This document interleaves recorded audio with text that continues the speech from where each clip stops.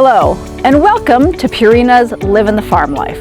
We know the passion you have for caring for your animals and for the life you live on your property. Here at Purina, we do the same thing every day at our 1,263-acre Animal Nutrition Center in Gray Summit, Missouri. This is where we develop and research the latest in nutrition and have since 1926. So from our farm to yours, let's live the farm life together.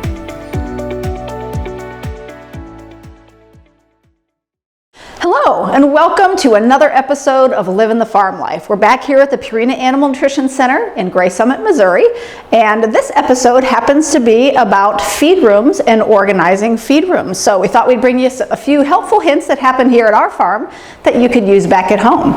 With me today is my good friend, Andrea Brueggemann, and I'm going to let her introduce herself and what they do here at the farm. Hi, yeah, like she said, my name's Andrea Brueggemann. I am the assistant manager down here at the horse unit. I've been down here for 17 years. Here we are in the feed room. This one is located in our palatability and digestive physiology barn. We also have two other feed rooms that are, one is located in our exercise and physiology barn, and our other one is in our microbiome barn. So this one here, we use scales every day to weigh up our feed so that we're very accurate on what we're feeding our animals. Not everybody obviously has that capability. One way to do that at home would be to have a fish scale, digital or not digital, and you can actually scoop your feed, or you can have one of our fancy scoops that has it already labeled on it, so you know how many pounds you're feeding, based on feeding directions that you would get from your dealer or from the feed bag. So how you would measure it yourself would be to take a scoop, pour it in your bag, and voila, it will weigh it.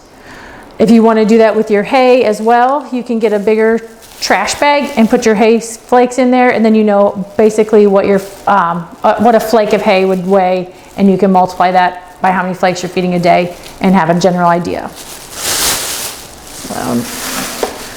So another thing we do here, we have buckets. So all of our horses are fed out of buckets.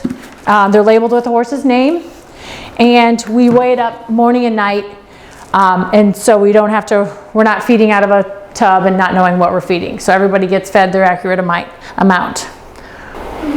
A nice tool that you have that I see right here is you have several horses that you're feeding in this barn, so many buckets, and it's great that you have a nice cement floor. So this cart is super helpful for you to deliver the feed and get everybody their meal in a very easy manner without a lot of lifting. Correct, yeah, we're pretty lucky to have concrete floors in all of our barns, so we're pretty fortunate. That helps keep rodents out because you have walls and sealed doors. Yeah. So for someone at home that doesn't have an air-conditioned room or a closed-off room, there's probably some important things that we need to consider for feed storage, even hay storage, and just making sure that it stays protected. So I'm noticing this big bin that you guys have your feed in. Right? Yeah, so this is a good way to store some feed. If everybody's feeding the same kind of feed, you can put one kind of feed in here, have multiple bins for the different kinds of feeds. When you're storing feed in bags, keep it off the ground. That helps keep rodents out of it, keep moisture from the ground seeping up into it, which is the same for hay. You want to keep hay off the ground and also keep it where it's maybe covered so that there's not moisture or sunlight or anything getting to it from the outside environment. Yep, and you're obviously feeding one product right now. It looks like you're feeding Strategy to your barn. Yep, kind of their mainstay diet. One recommendation I would think is if you're feeding several products, have a separate bin for each different product. Correct. Yep. Correct. Yep. When we're feeding multiple diets, yeah, we'll have several of these big containers to, and we label them. This one doesn't have a label on it right now, but usually we'll have a big piece of tape on here that tells us what is what and who gets what. So. Great. And we also have a feed book that we keep records of all the animals so that anybody could come in here and just go through the book and it tells you which bucket gets how much feed. Yep. So that helps keep everybody on track.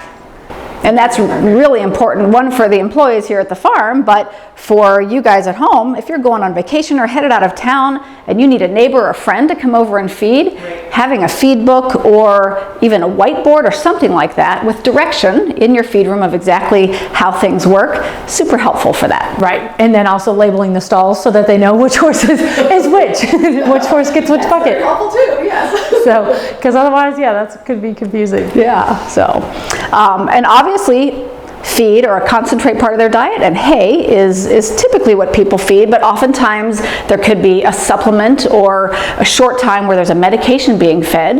I see you guys have some nice cabinets around. That seems like a really good way to kind of keep medications organized, out of the way of small kids or animals or things like that. So maybe a little bit about the types of things that you might keep in your storage areas? Right, so we would keep maybe antibiotics if we're using antibiotics for somebody, if there's a need for that. Usually wormers we keep in the main barn just because that's a whole herd thing. We don't usually put that in their buckets or anything. It's not done at feeding time.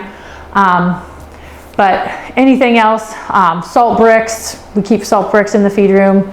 A lot of people don't have really nice storage units in their feed room in their barn, so just maybe an extra shelf or somewhere off to the side to keep the extra things out of the way. And you guys do a wonderful job of keeping your rooms clean and organized and that type of a thing, so you're not tripping over rake handles and things like that. So organization and having the right tools in your feed room is a really important thing to consider.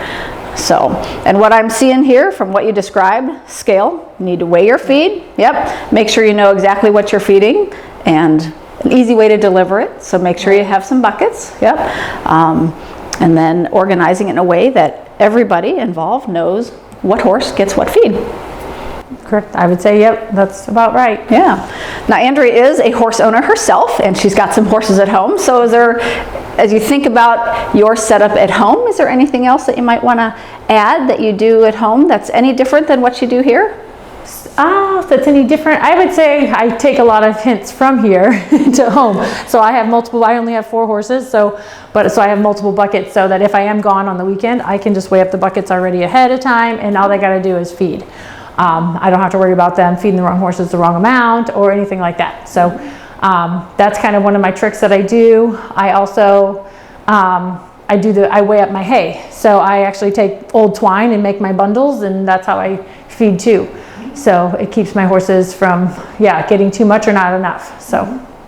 Yeah, and weighing your feed is really important, and that's kind of a critical role of the feed room, is prepping the appropriate diet for your horses to keep them in good body condition and nice and healthy. Andrea, thank you so much for your time today. I really appreciate everything that you've shown us, all the tools to have in your feed room, the way you have things set up, and how you keep things organized, because feeding is an important part of taking care of our animals, right? For everybody at home, some other wonderful resources are purinamills.com, but also go visit your local Purina dealer. They have all the supplies that you need, from buckets to scales to feed scoops, whatever you might need to fill your feed room and take care of all your animals. So thank you everyone for joining us on this episode of Livin' the Farm Life. And until next time, enjoy your farm.